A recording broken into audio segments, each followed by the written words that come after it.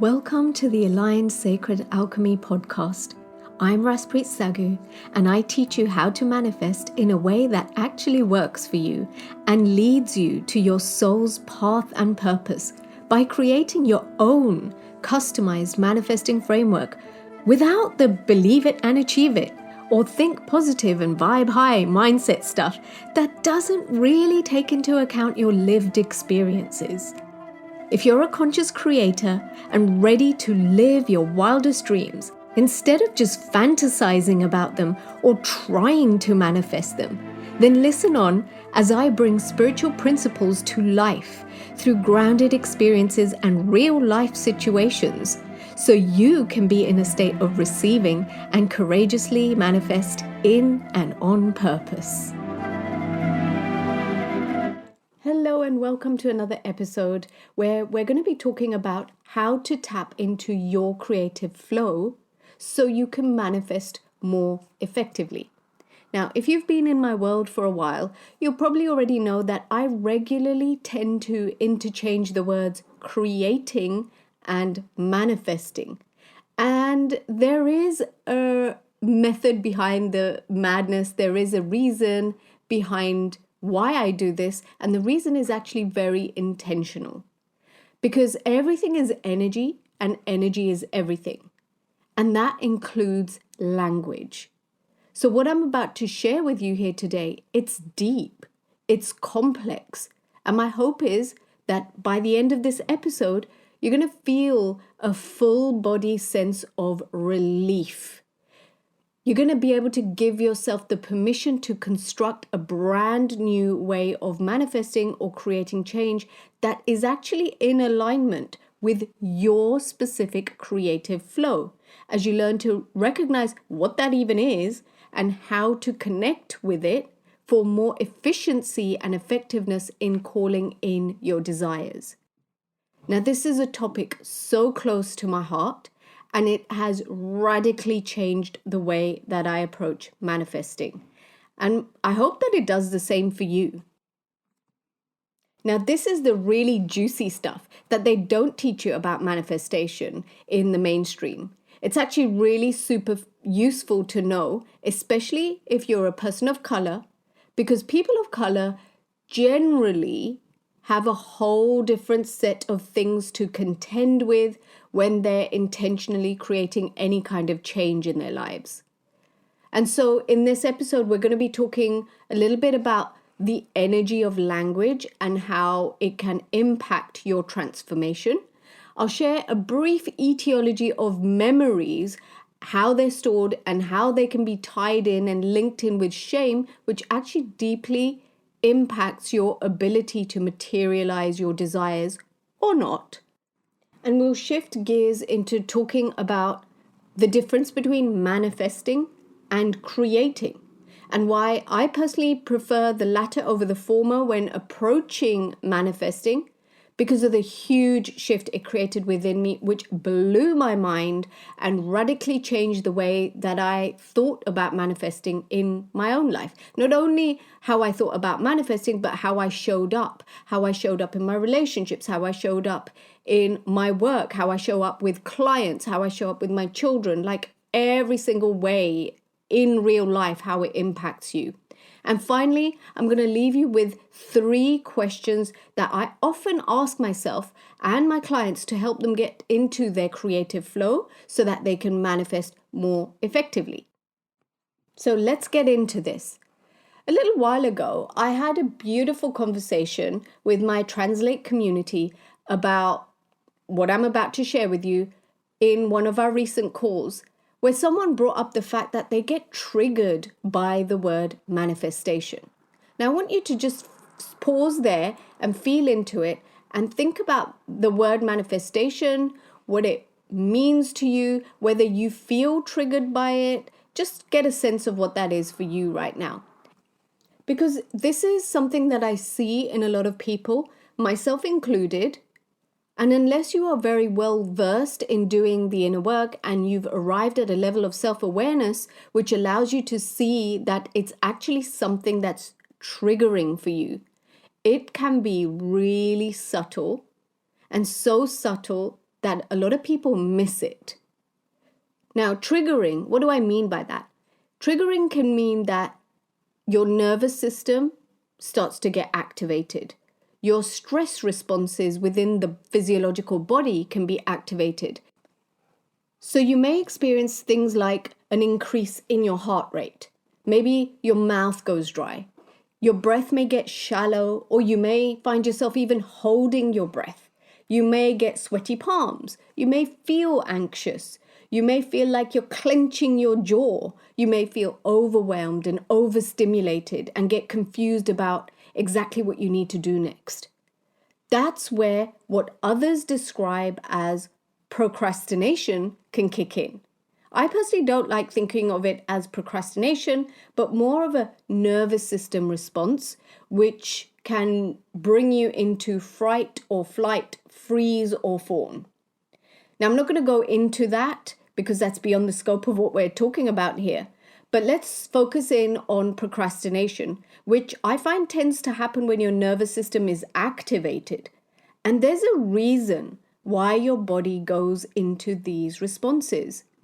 The healing and coaching space has you believe that it's procrastination which you need to fix, and you can do that just by changing your habits or changing your mindset and reminding yourself of your vision and goals. Like, for all intents purposes, procrastination is seen as this negative thing that needs to be fixed or remedied in some way. But the way that I look at procrastination is that it's a primal response that cannot be overridden by your mind alone. It's far more complex than that. Now, let me just, at the risk of getting my pharmacist hat on, let's go into the etiology of memories for a little bit, okay? Because what you are reacting to, and really lean in and listen to this bit. This is the really important concept to understand. Okay, what you're reacting to in any given moment usually triggers a memory of an experience from the past. And memories themselves don't exist on their own, right? They're an accumulation of neuroassociations, of emotions and sensations in the body based on your lived experiences. That's why when you're working on things that are connected to internalized shame, mindset changes on their own are not going to cut it. And if they do work, it's only going to be on a temporary basis. Internalized shame is more common than what people think it is. And it's because it's really subtle, especially when things have been normalized within a community, within a culture, within a family dynamic. And so it can be really easy to miss. And the kind of internalized shame that I'm talking about is rampant in people of color, in the brown community. Okay, so let's talk a little bit more about these things, because we tend to think of the things that are more obvious when it comes to shame. You know, the walk of shame, being ashamed of failing, the overt shame where you feel humiliated or embarrassed, right? Those are the more obvious, like surface level shame things that most people are generally tend to be aware of. But that's not what I'm talking about here. What I'm talking about here is far more nuanced. It goes way deeper, and it's a lot less obvious in a lot of the cases. Let's take the example of being triggered by the word manifestation, right? How might shame be playing a part in the triggering process here? Let's explore that. Well, if you've ever been part of a group or a community that sells the idea that you can manifest anything by changing your beliefs, conceiving an idea, believing it, and achieving it, and you haven't managed to do all that, yet you're seeing others around you having success with doing all those things, then you might internalize your shame. In this instance, shame may show up as you gaslighting yourself. You know, that little inner voice that tells you, you're stupid, you must be doing it wrong, you need to try harder. You obviously don't want it enough. You need to do more belief work. You need to do more things. Have you ever had these kinds of thoughts, right? Do you recognize yourself in all of this? Well, if you do, what tends to happen next is that you start using the tools that you've learned, the healing tools, the manifesting tools, the coaching tools, all of those things, as weapons against yourself. Maybe there's a particular process that you dislike doing, but you force yourself to do it because it's supposed to be good for you. When every fiber of your being is being activated and your body is telling you, let's not do that thing, but you ignore your body's signals and continue with that said process, which isn't necessarily correct for you. And notice that I use the word correct and not right, because as soon as you use the word right, you're looking at all the wrongness and then judgment immediately comes into it. Whereas correct, there's no judgment. That's what's correct for you in that situation. Correct might not be the easiest thing. Correct might not be the thing that everybody else is going to be cheering you on for. Correct might not be the thing that you get rewarded for immediately, right? But it's the correct thing for you. It's the correct thing for your journey. It's the correct thing for your life's path and purpose here on planet Earth. It may not be the right thing to do when you are using society's norm as a measuring stick or your cultural imprinting or what other people think, but it's the correct thing for you. So often what will happen is that you get this body signal saying, no, let's not do this. But your mind is telling you, no, we have to do this. We're supposed to do this. This is what is going to get me from A to B, and I need to do this. And you ignore the intuitive voice that tells you, just go watch Netflix, chill, rest, take your foot off the pedal, go have a nice long bath, because that sounds unproductive. So you continue to do the process and build up this inner resentment towards the tools, the teacher, the coach, the healer, or even yourself, because you're doing all the things, but none of them are working. You're listening to all the teachings, but none of them are working. You're paying attention to and taking the advice and guidance of the teacher, the coach, the healer, the elders, whatever, but none of it's working for you. When you function from that energy, it filters into the decisions that you make. It filters into the actions that you take. It affects the boundaries that you set or don't set, as it were. And that all cumulatively creates the results that you get. Maybe you spend some time in this space, spinning round and round and round and not getting anywhere fast, and then you feel the shame because you're doing all the things, but it's not working. Because you spent hundreds and even thousands of pounds investing in learning how to do these things or paying someone to help you heal or facilitate you, and it's not worked. And maybe the shame you feel stems from the judgment that others pass on about you. I told you that modality wasn't good. I warned you to stop wasting time with this thing and do this other thing over here instead. I told you not to go to that person, and here I had this other brilliant person, but you still went for it, didn't you? Why do you keep being a sucker and wasting so much time and money on these things? Right? How many of you ever heard things like that from other people? Right? So immediately your brain, that is this giant archive of all of the memories that you ever had in your life, goes, where else do I have evidence that I don't spend my money well? Oh yeah, that giant debt that I still have, which I'm struggling to pay. So now what's happening is the shame compounds. Why am I always spending money that I don't have? Why do I make stupid decisions that never work out? Oh yeah, because I'm trying to fill a void. I'm so thick. I've done so much self-love work. Why isn't it enough that I can just love myself? Oh, because I'm pushing 40 and I still haven't met my soulmate. But your brain says, but it's fine. I don't have a problem with that. I'm a feminist and I don't need a man to be happy, because you're trying to convince yourself, right? You're doing this for reasons beyond needing to depend on a man. You want to call in your soulmate because you want fulfillment and you want love and you want to share companionship and share magical experiences with someone. Not because you want to rely on a partner, rely on a man, because the feminist in you doesn't want to do that, right? You don't need a man to be happy. Except that you feel shit every time you're at a family function and everyone's asking you if you've met anyone yet. So now what happens is that you avoid going because you don't want to face the judgment and the questions. And so what happens is that shame embeds, it compounds, and it embeds a little bit more deeper. It starts to filter the lens through which you see yourself. Maybe I need to lose weight. I need to sort my hair out. I need to conceal these dark circles. I'm getting on a bit now.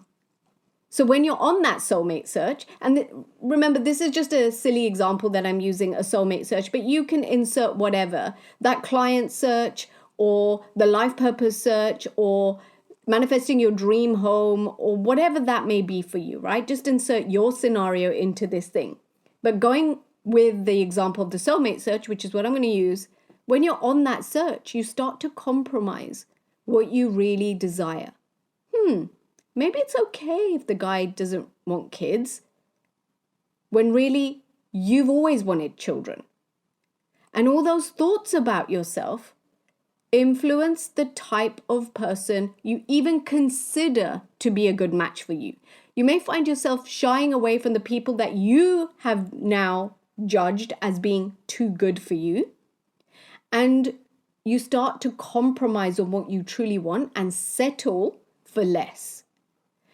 And then maybe you do find a compatible match. Maybe you go on to get married, only to realize that your other half expects you to be the dutiful wife and do all the stuff his mother used to do for his father. And you talk about it to your family, if you have a family that are willing to hear you out, that is. Or you talk about it to your friends, right? Maybe you share how unhappy you are, or that this wasn't how you envisioned your marriage or your relationship, and they tell you, that's just the way it is. You just need to adjust. That's all. Be a good little brown girl and just adjust. Everyone goes through it. You need to compromise. Yeah, all of these narratives. Why?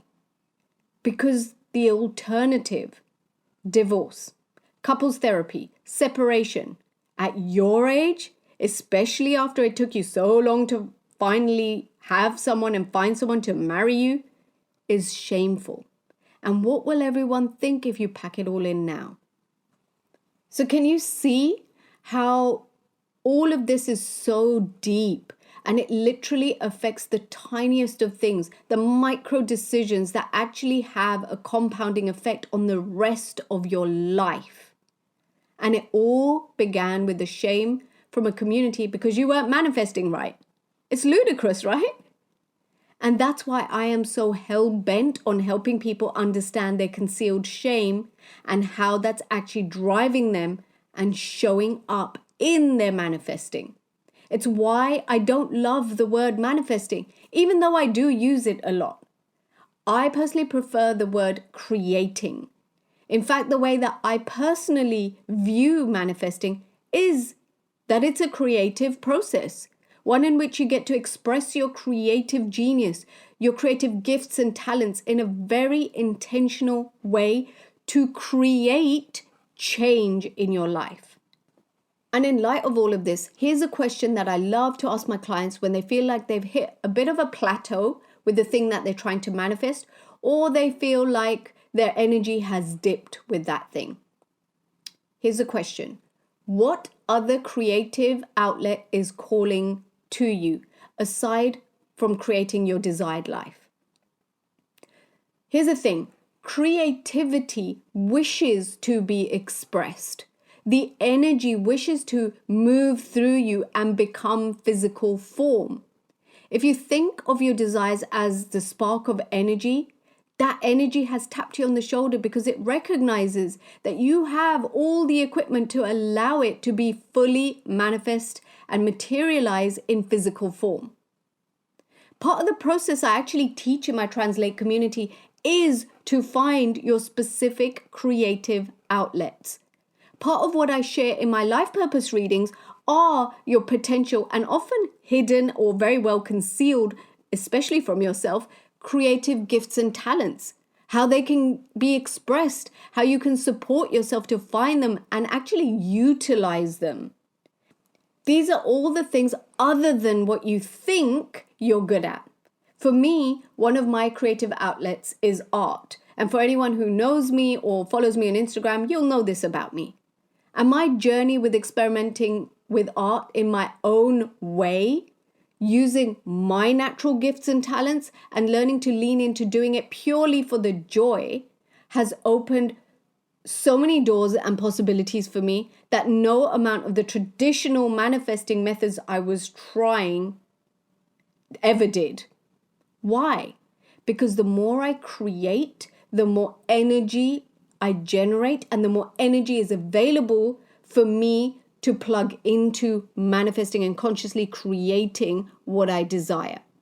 The more I can enjoy my own creative process, the more organic and natural manifesting becomes, and the less clinical and methodical it needs to be. I no longer write lists of things I want to manifest. I just have fleeting moments of what I'd like to do, how I'd like to feel, and I leave it open to see what comes through. And each time, it's always way, way better than I could have ever conceived for myself.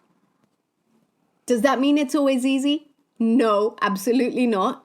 Does it mean I don't have any wobbles in my energy levels or in my emotional state or in my faith in myself or in God or the universe? No, because I'm human. It's part of the package. But what has changed is that when I'm in my low phases, they don't drag on and on like they used to. I've synthesized my own customized framework that works for me to deal with the twists and turns that life throws my way. I have a framework that honors my energy levels, my natural energetic flow, and most importantly, my life. I'm a busy mum of two. I have a business. I'm an author, an illustrator, an artist, a speaker, and so much more. I have a very busy life. I don't have time to sit in meditation for an hour each morning like I used to before I had all of these jobs.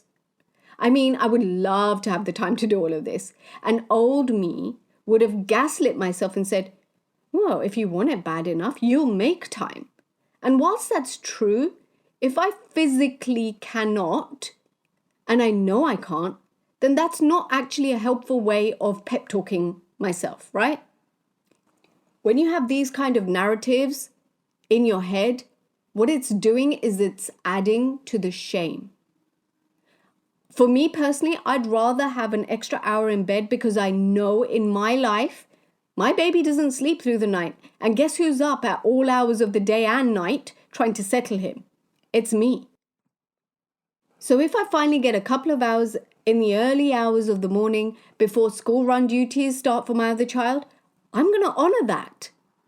This is why I teach you to have your own experience and create your own framework in Translate, because nobody knows you and your life better than you. You've got to stop trying to get someone else's success recipe and trying to copy and paste it into your life. Because unless you've had the same exact life, the same exact experiences, you feel the same way as that person's feeling, had the same upbringing, the resources, the support network, the privileges, the traumas, the oppression, and all of the things that make a person's life as them, it is not going to be sustainable for you to just copy and paste their success recipe. My advice to you is take everyone else off the pedestal and put yourself back on the throne. Too many brilliant women that I meet, especially those that come from the brown community, have a tendency of putting their own life on hold for the sake of others. So they have this real knack of molding themselves into what everyone else expects of them or wants from them. And in doing so, they conceal their own innate gifts and desires in the process. I know that's what I did for the longest time, before I finally plucked up the courage to do what brought me joy, even if it went against what my brain was telling me, which was like, at the time, you don't have an artistic bone in your body. You can't even draw a stick man, Ras. That's what my brain was telling me. Which, by the way, they weren't even my own thoughts. They were the voices of other people in my past etched into my brain, which after a while I began thinking was my own voice. And therefore, you repeat things enough times, you start to think that that's the truth. And in fact, that's exactly what sparked me to create my Translate community in the first place, because it took me years to learn this and to build up the confidence to go for the things that bring me joy without allowing the negativity of others to affect me. Translate was actually born out of me learning all the things that I had to unpick, which they glaze over in typical manifesting teachings. They're not talking about all of this stuff because most of those teachings are generally geared towards privileged white folk that haven't had the cultural imprinting and internalized traumas that come with being a person of color. So I literally teach you all the stuff that they miss out on and they don't teach in those mainstream manifesting teachings, particularly those things that pertain to people of color, women, children of immigrants. Because if you fall in any of these categories, it's very likely that you need to adapt your approach to manifesting, to honor your cultural imprinting, to honor your heritage, to honor the beliefs that you've grown up with and the lived experiences that you've had as a person of color, and how that may have all transpired into this deep-seated, concealed, internalized, and sometimes even normalized shame. You're trying to deal with the surface level things like the worthiness issues or the self-confidence or boosting your self-esteem, when the real culprit here is the shame, which has been internalized and normalized. And if that part of you isn't seen, if that part of you isn't honored, then you can do all the mindset work in the world. And that energy, that trauma, it's still going to be driving your decisions and driving the actions that you're taking. And when you do start to honor that part of you, that shamed part of you, that part of you that's been concealed from everyone else, including yourself most of the time, when that aspect of you gets seen, when that aspect of you is heard and recognized, then the actual healing and transformation can begin to take hold and stick so it lasts. And that's also the reason why I've designed Translate to be a longer container. Now, 12 months, I have people saying it to me all the time. 12 months, that's rather a long time, Ras. But magical things happen when you start to honor your creation process. And honoring your creation process, discovering what that is, isn't going to happen overnight. It's not going to happen in 3 months. It's something that you get to live. It's something that you have to experience. And in order for that experience to set in order for you to become aware of what that experience is for you, how to notice it, how to notice and become aware and distinguish between when it's the experience of your creative process or the experience of your conditioning or anything in between, that's going to take longer than just a few weeks or a few months. And besides all of this, we do more than just creating a daily to-do list to help you manifest better. There's way deeper shifts happening over in Translate, ones that go way beyond just manifesting your best life. Because what's really important is how to receive your desires. You can learn to manifest. Like, you can Google how to manifest. You can Google the law of attraction. You don't need someone else to be teaching you stuff that you probably already know and are quite well versed with already, right?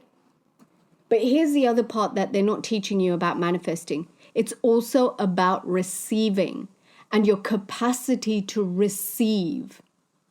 If you are a person of color, if you're a brown woman who has been conditioned most of their life to be a people pleaser, to always be looking out for others' needs, to always look out for how you can fulfill other people's happiness or their expectations of you and fulfill all of that first, then it's very likely that you have not had much practice in receiving yourself. If you are a person of color that is holding on to internalized shame because it's been normalized and so nobody actually ever speaks about it, you just have to deal with it, then it's very likely that you are not used to taking up space.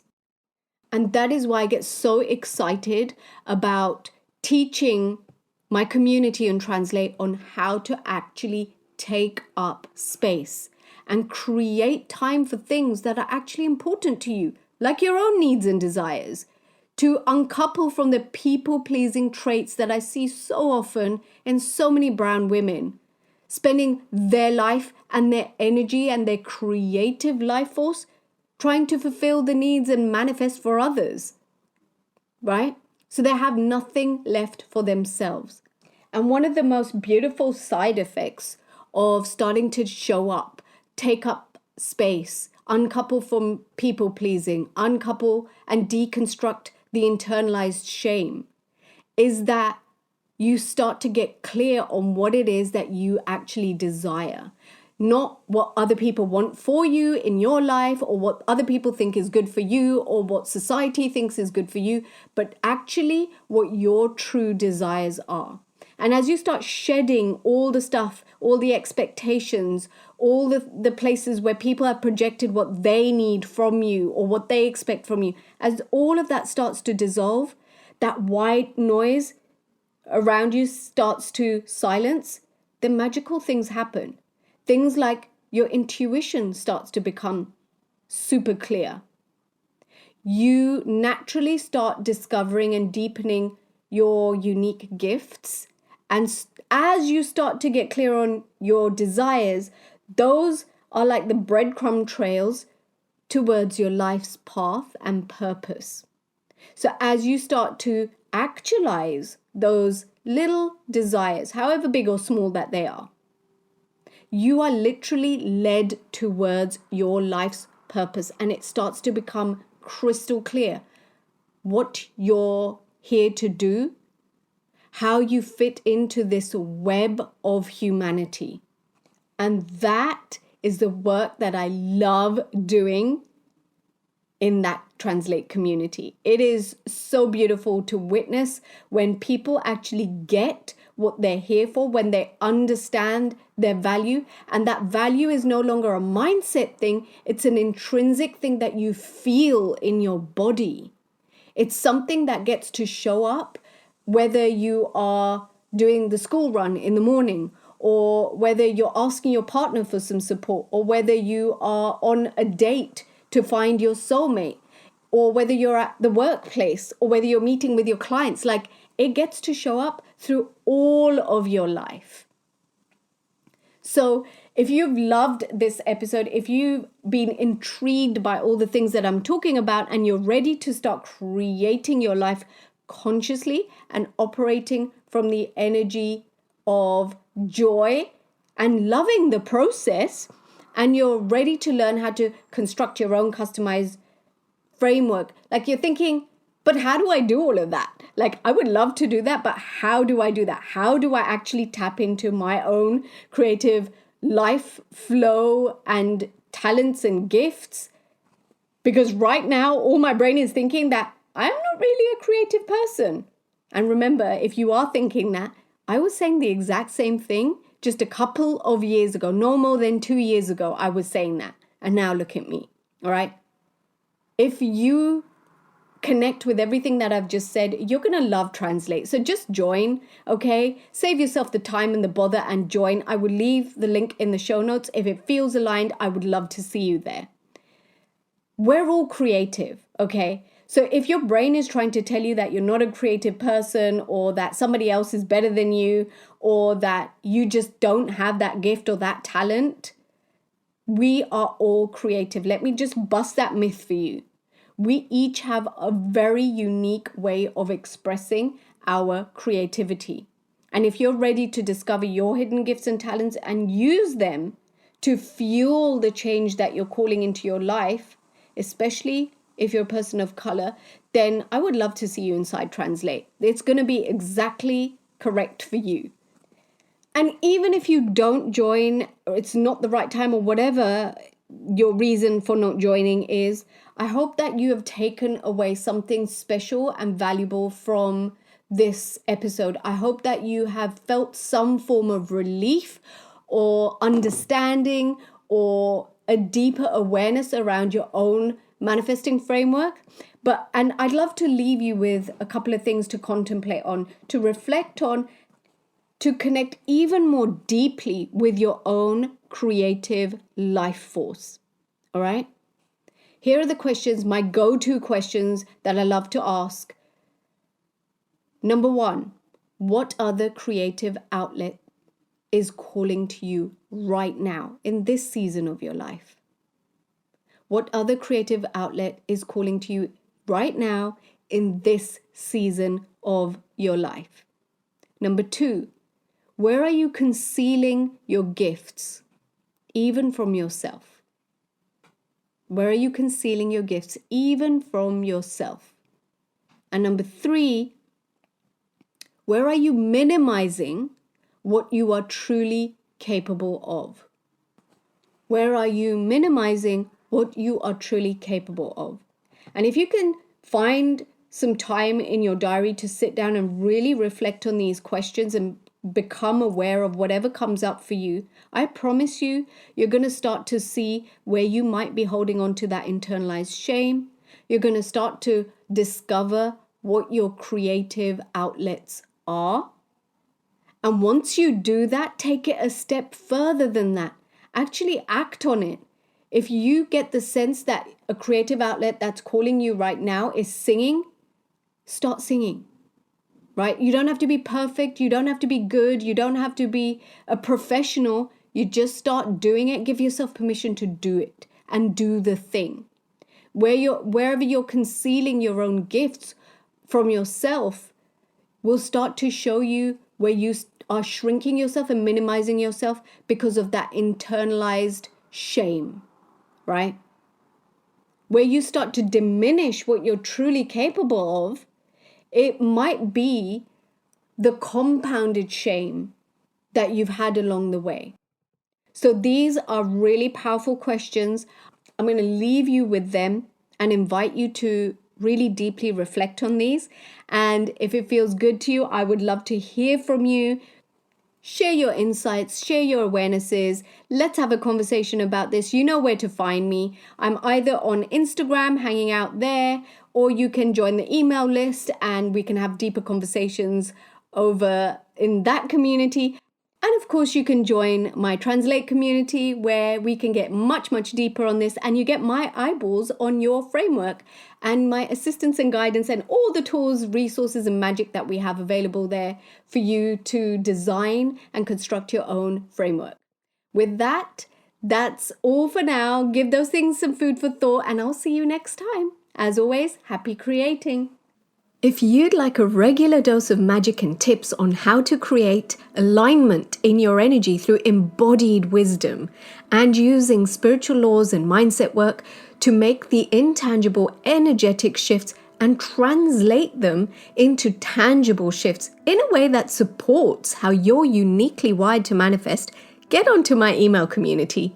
You can sign up to receive my free Creative Blueprint Shadows Guide on how to identify shadows that can negatively impact your desires from showing up and how to alchemize them into gifts so you can leverage them and use them to manifest more effectively. It's been known to activate deep healing and understanding, and many people have uncovered and released deep blocks that have helped them to actualize some of their most heartfelt desires that they'd nearly given up on. The link's in the show notes if this is calling to you. Until next time, happy creating.